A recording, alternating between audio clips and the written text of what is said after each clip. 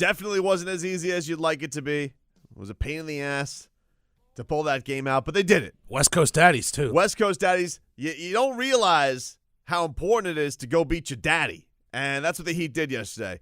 The Sacramento Kings had won 4 straight against the Miami Heat. They don't beat the Sacramento Kings, and so I don't care what the records. It's just like the Orlando Magic.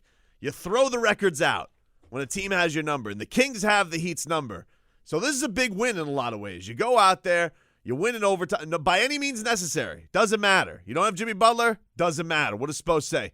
We have enough. And that is why, we are forged in fire with the flowers and the anvil. This is the NBA. You don't just like go. Our old quote, character isn't made in a bed of roses and sunshine. Like steel, it's forged in fire in between a hammer and an anvil. Right now, we're between the hammer and the anvil. This is the NBA. Exactly, Spo.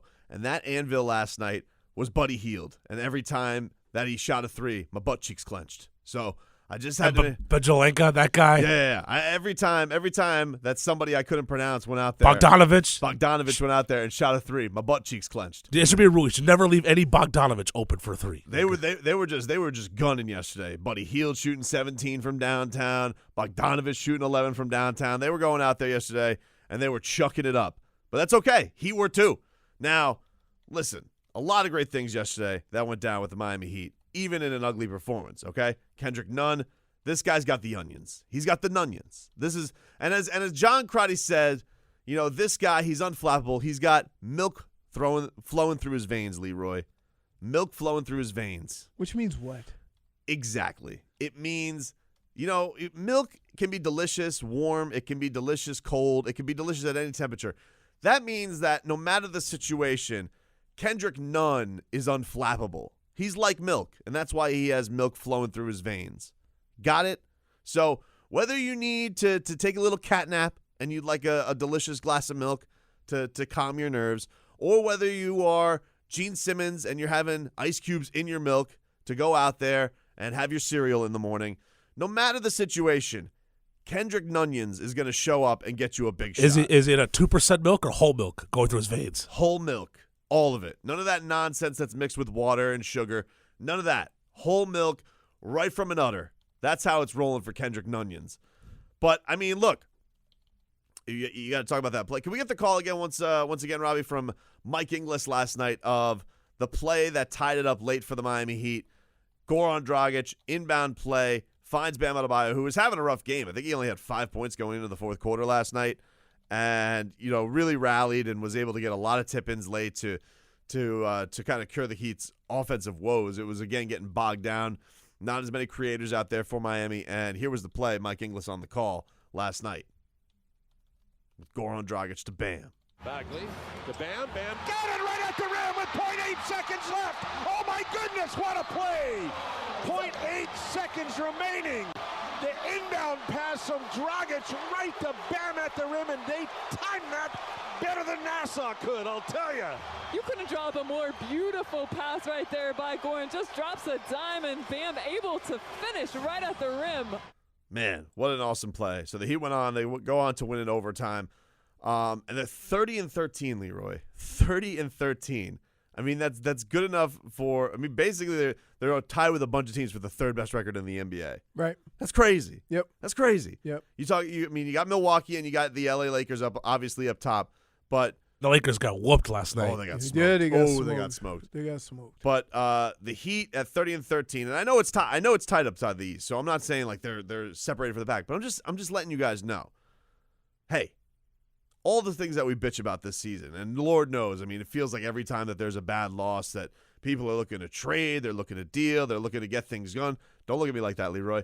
And I just think it should be appreciated. I think it should be appreciated. Whoa. Third best record in the NBA. Will you please acknowledge that you're leading that charge? Nope. What have I said? Have I traded anybody this year? I've been on good behavior. When's the trade deadline? February 6th. We got time. February 6th, but they don't really, they're not going to trade anybody. So I still have a couple of the same questions, you know what I mean? But the only thing that kind of steers me away from those questions is every time they play a team with a big who is actually going to compete for the East to handle them. You see what I mean? So, in games like this, a lot of people are on Meyers Leonard, and I certainly could see it.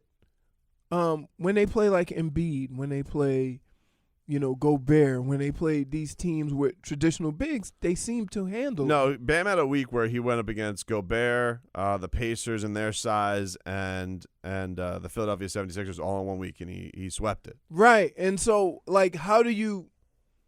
I don't know how to deal with that when you have games like this, and everybody's like, can Meyers Leonard play like he's 7-1? When I have all of the bigs who are actually going to compete for positions in the playoffs, Right. the Heat handle them. Yeah. But I still ask this question. When the game slows down, and we say this every year about the playoffs, but does it really slow down? The playoffs? Yeah. Does it really slow down? Because it seems like everybody's playing, trying to push the ball. I think when they say it slows down, I think that's more like late in a series it slows down because we'll watch these series and it feels like a lot of times in the playoffs it's blowout for blowout. Right. Normally, whoever is at home, role players shooting a bunch of threes, and your team wins by 20. That's Right. normally how the playoffs go, and Right. then you get down to like 5, 6, 7, and then I think it slows down a little bit, gets a little bit more clutch, More intense. yeah, More intense. cheeks get clenched, all right. that type of stuff. So from that standpoint, I still have that question, but I don't know, if it's a real thing or not, because every time I actually get a chance to see it, we go into a game, I say, okay, let's see how this Heat handles this big, or they always seem to come through. So is it an issue or is it not? Because it rears its ugly head against teams who I really wouldn't. I think every team is going to have their crypto. Like when they lose games, it's probably going to get exposed. But I don't know if there's enough games where it's going to get exposed. And that's my question. Is it? We all know it's an issue, but is it enough of an issue to have to do something about it? Because there might not be enough teams that can actually do something about it. I don't know. It's a fine question. I think it's still one that needs to be answered. But I got to say, man, what James Johnson's doing is kudos to him, because guess what? It's really impressive. Very, very impressive. You always appreciate a guy that handles himself like a pro.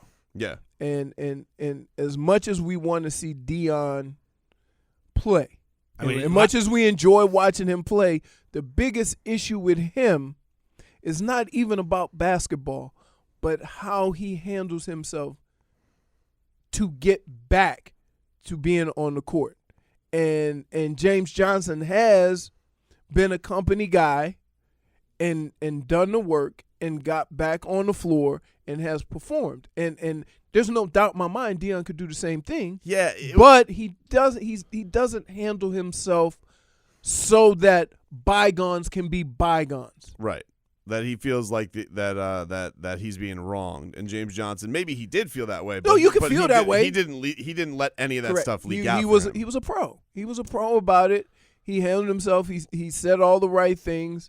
Seeing yesterday, there were some people like, well, why was he? I saw a lot of this yesterday because he was 9 of 11 from the field. He was 4 or 5 from downtown. It was unbelievable yesterday what he was doing, especially offensively. It looked like 30 and 11 James Johnson. Like it was, he's been unreal. And a lot of people were like, well, why did it take so long to unpack this? Why was he a guy who was sitting for the majority of this season? I'll say this. First of all,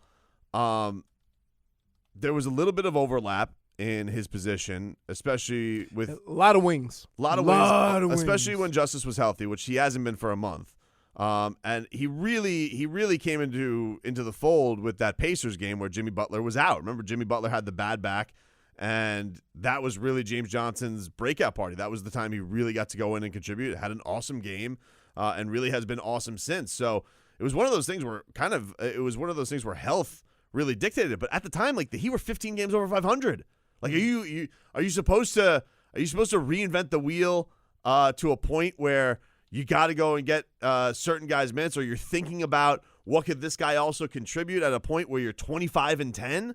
Like, not really. So I understand people's frustration. Why did you wait this long to unpack it? It's like, well, I don't know, guys. Like, things have been rolling pretty good this season.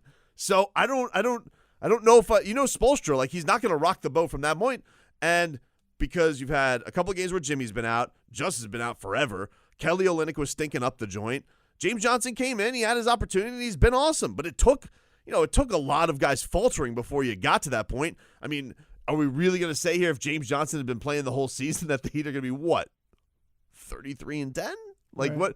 what is the huge swing there that you think is going to happen with James Johnson playing more regular minutes? And in all honesty, like, the record hasn't been fantastic since he's come back into the fold. Now, I know that they've had a difficult schedule. I'm not blaming that on James Johnson. I'm just saying it's weird that people are like, man, why was this guy not out there the entire time? It's like, well, things have been going pretty damn good this season. That's why. Yes. So what it really should be speaking to is awesome for him that through all of this, he stayed in shape. Mm-hmm. Because I saw some Heat Reddit pictures of Dion Waiters the other day, Leroy, in San Antonio. Belly's looking big. The belly's looking. He's portly though. Let me show you. Why? I just want to show you, just because I don't want you to feel like I'm running up the score on him. Let me see. Where's this picture of Dion? I saw this. This was a guy who was sitting behind Dion yesterday, 2 days ago in San Antonio, and was yelling at Spo to play him, and Dion was like loving it apparently, and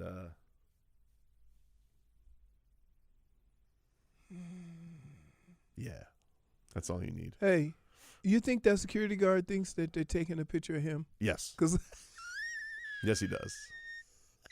he's But I'm looking at. I was like scrolling through Heat Reddit, and some guy Heat Reddit yesterday had this. And by the way, this is the guy's name on social media, Sushi Gucci. So I'm following Sushi Gucci on Heat Reddit, and it goes, can confirm Dion ain't happy with his role. And then I look at the picture, and so the guy's like, "Hey, Dion, picture!" And then Dion is just like saluting the camera. And yes, it's a bad angle. As a fat guy, I could tell you there are certain angles that are more flattering. But, also Tyler Hero's got a bad angle, and he looks skinny. But he's never been, you know what I mean? Like, and here, take it from, like, I'm telling you what Dion's probably thinking. He's like, man, I got ripped. I got in the best shape I've ever been in, and I still can't get a couple of minutes. He goes, I'm going back to eating. You want Sushi Gucci's story from San Antonio? Go. Some of y'all might remember me posting that my wifey got me tickets courtside to the game. Obviously, Sushi Gucci, we know that. Obviously, I'm stoked being that close to Heat legends. Some players were more friendly than others, but none was more friendly than our own Dion Waiters. Every time I yell out to Dion, he'd look back and shoot the bleep. Literally every time. He'd pose every time I had my camera out. He even commented that he should be in. When Bam missed a three, I said, Dion, you would have made that, bruh. He looked back and said, all day. I was literally sitting right behind Spo. He wasn't quiet about it. It was that's just tremendous. Shout out to Sushi Gucci for doing the doing the great journalism out there. We're a couple of journalism brothers in journalism. I love it. We'll be back with more after this.